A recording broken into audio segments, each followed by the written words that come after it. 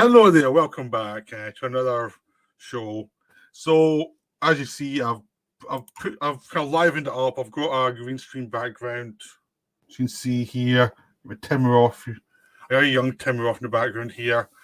If you've seen my channel, you know I used to do these, but it was putting up the background was a bit difficult. So I've got this new thing which is a bit easier to handle for live streaming. So we'll see how it goes this week. It just gives you something different in the background. And hopefully I'll be talking okay. I've got my ears a bit stuffed at the moment. So I've just got this echo in my head as I talk. So hopefully that won't affect the what I'm saying. But you never know. So this is me just trying to make this a lot bit better and a bit more interesting visually, rather than just having my like Blu-rays behind me, which can get a bit old after a while. You can only really move them around a certain amount of times. So this week, which is a bit later than normal, just because of life, I'm going to deal with Made in Britain. I've also got Sparrow, Johnny Toe film. I've got Dungeons and Dragons, old and new, and I've got Creed 3. So those are the films I'll be covering. So I hope you enjoy these. So as usual, I'll stop and start as I go. So Made in Britain is Alan Clarke film of the week. Although probably I'm not doing these every week. It's just I've been kind of addicted to watching them. But I only did this one. This stands alone. This is one done not in the BBC. This was done for ITV, which is different because most Alan Clarke films are made for BBC, but this one was different. David Leland got a commission to do the story of education for ITV. He wrote a few different ones, and this one Made in Britain he thought about an Alan Clarke project, so they offered Alan Clarke. And Clarke was trying to get Contact made at the time, which is a terrific BBC film about Northern Ireland, which I've already covered in one of my videos. So if you look at my channel, Alan Clarke, you'll find out. So he was making these. He was trying to get this film made after making a lot of controversial films. And he wasn't having much success at the time, but he would make it after Made in Britain, so it was something that would get made. So in between, he did the David Leland project, which was about education, but in this one case, it was about neo-Nazis. The idea of what do you do with these tearaways who are, a lot of cases, intelligent but very destructive, and whose minds go down a certain avenue that's not good for them or society or anything. And do they believe it, or do they not, or is it something, is a sign of rebellion because this is the most wicked, this is the most thing that would get people in society, polite society annoyed, is go down the neo-Nazi route. This film does not judge which one it is. It just presents the character of Trevor, played by Tim Roth, as someone who has these issues. He says he's neo-Nazi, but he does deal with people of different races. But there is a kind of nasty undertone to him at times. So it's one of those things where it's like a person is not consistent because it's a person. And he's in situations where he has to adapt, and it shows you the more complications of the thing, where he's not like the hardcore that some of these guys would get when they get older. He's still young, he's still figuring it out, but you do get suspicion he's not going to. It's going to go worse for him as he goes on in life. This is not a film that makes you think that this is a guy who will go and have a healthy life after this. This is a film about someone growing up in Thatcher society, Thatcher Britain in the 80s, who looks around and just sees all the compromise and how nothing works, and has gone to an extreme way to kind of focus his rage against society. Now, lots of people rage in society. You see that every generation you have a new version of the young being rageful. This is what I've got. This is what I've got to deal with in life. This is it. That's what they kind of have to deal with always. But some of them, it becomes like they become an activist, which has its own problems. But some of them go down this really dark path where they've gone really extreme, and it's like, how do you pull them back out of some abhorrent beliefs? And it's difficult. And this shows you people try to reach Trevor and try and get him to come back into society, but how it's not going to work. They can only offer so much to him, and they're all kind of people who have a lot of other vulnerable,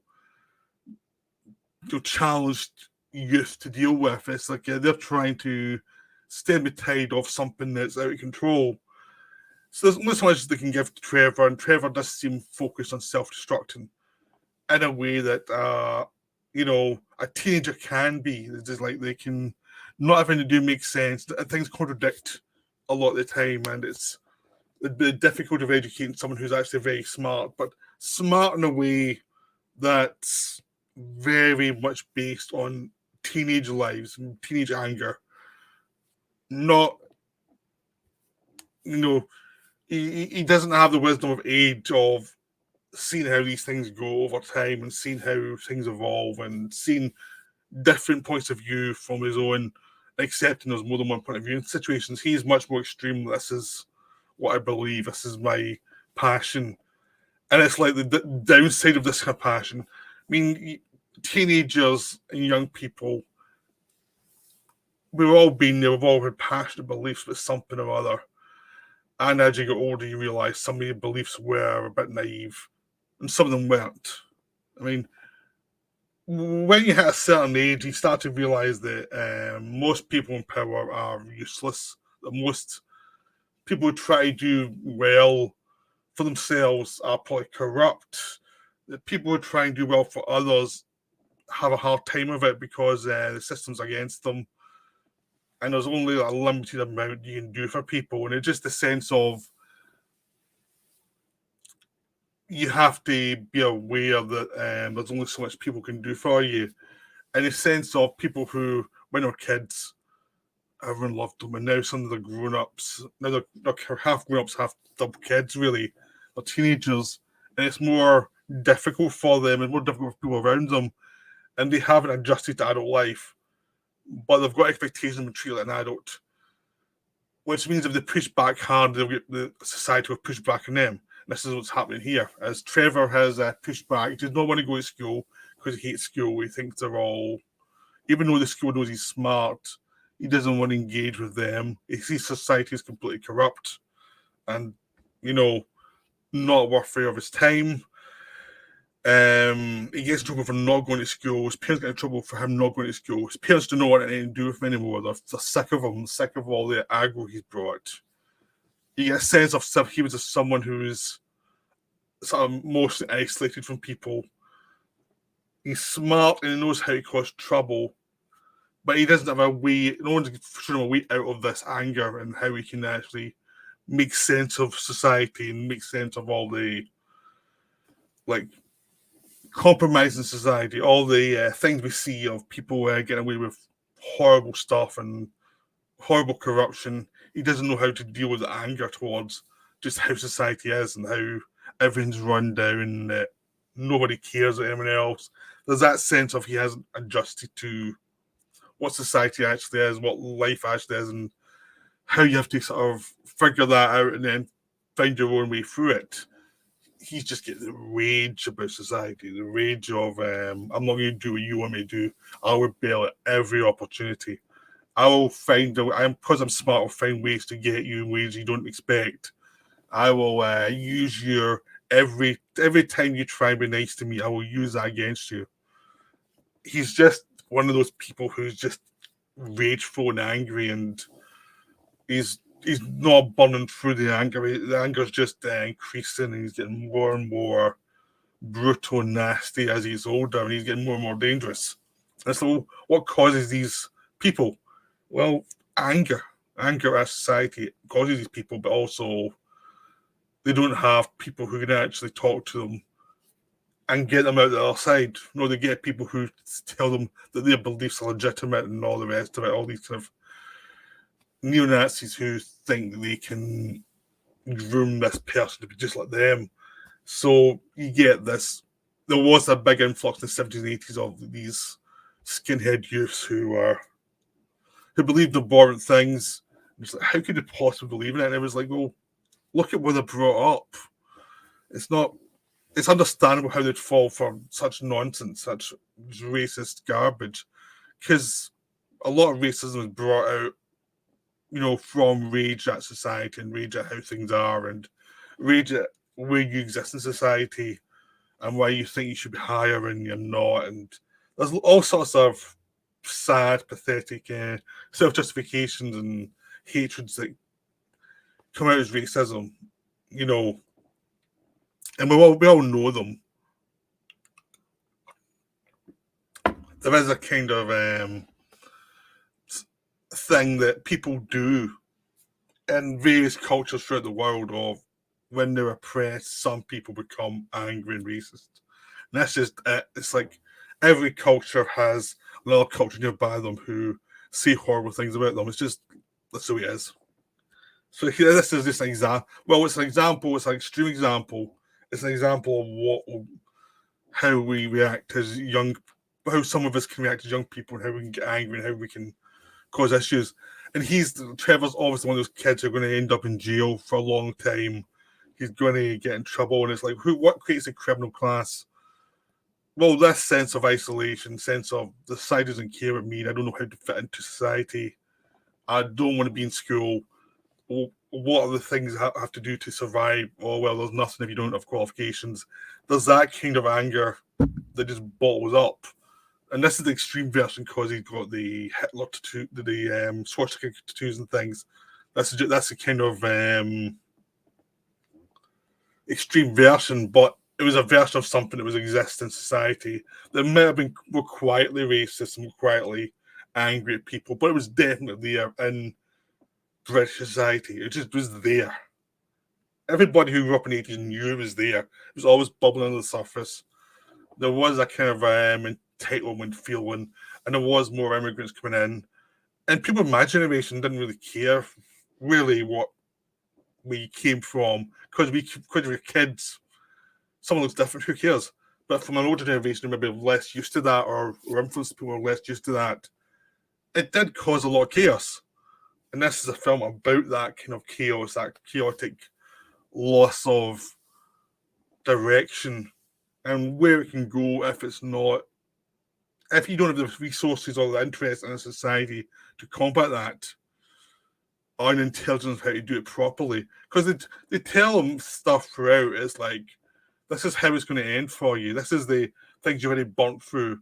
They even have a bit of board talking about it, and because it's Alan Clarke directing, he knows how to make that stuff work, to make it impactful. And he's basically telling you what happens and what creates this criminal class. And it's brutal, but it's just like, this is what we're dealing with people like you. It's like, this is why a lot of these people are in these homes who the parents are giving up on them and there's nothing they can do. And of course, the kids who realise the parents don't want them anymore, they're going to rebel even more. Like, they find out because Trevor goes with this black kid and they go in and find the files and they realise both of them are viewed as like doomed cases. No matter what they do for them, they're viewed as doomed. It's like, there's nothing they can do. They can tell you to behave. They can bring you into this kind of group that tries to help you a little bit, but they know basically most of the time it's going to fail.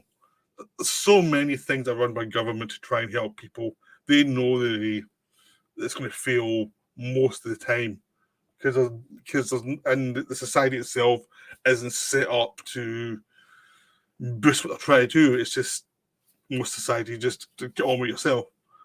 So that's kind of a selfish society that is overstretched and just abandons the troubled youth. And it's like, well, why do they become violent? Well, you didn't really care about them. You didn't really invest in them. That's why. And this film just looks at that phenomena of, but again, at the extreme. Because you don't really get that much from Trevor about the neo-Nazi stuff. You get little bits here or there that he's problems with race. Then there's other times he's hanging out with people of different races. There's a sense that it's more complicated than he's letting on. But there's definitely racism there because of probably where it came from. But it's more complicated because you've got the writer David Leland and Alan Clarke, the director, make it complicated. It's not just something that's simplistic. This is a brilliant film. It's brilliantly directed, really well written, and it's got a great performance from Tim Roth. But all the other performances of all these playing these social workers, they're all great too, because they all play these exhausted guys who have to deal with people like Trevor every week. And if you try and treat them as human beings and individuals to try and get them on a side to try and then help them, and a lot of the time it's not going to work. Like with Trevor, it's not going to work with him. He's just going to cause more chaos and he can throw in jail, and that's it. And no one's going to care. And you're going to come back out even more angry.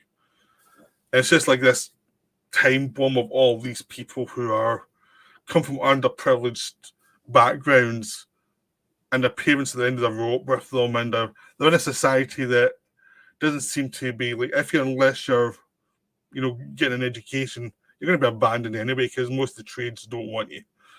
So it's just as a look at a bleak time in British life where a lot of people from working classes were not able to have a chance at a decent life, and where the rage went. So I definitely recommend seeing this if you can. It's basically available on an old DVD at the moment. I mean, it's one of those films that should have a Blu-ray release. I have no idea why it hasn't. It's a crime it doesn't have it, but that's where you go. I bought it years ago, so I've got more DVD, but it's definitely a film that needs a re-release because it is just wonderful.